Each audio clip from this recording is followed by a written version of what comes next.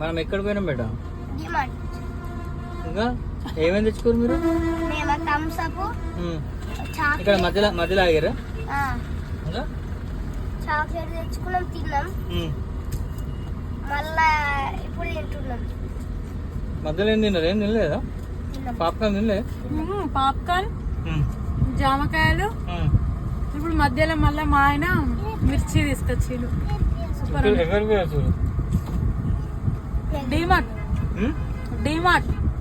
డిమార్ట్ ఏమేమి తెచ్చుకోరు? అది నెక్స్ట్ వీడియోలో చెప్తావా లేకపోతే పెద్ద బ్లాగ్ తీస్తావా ఎట్లా? ఇంట్లో సామాన్ మొత్తం తెచ్చుకున్నాం.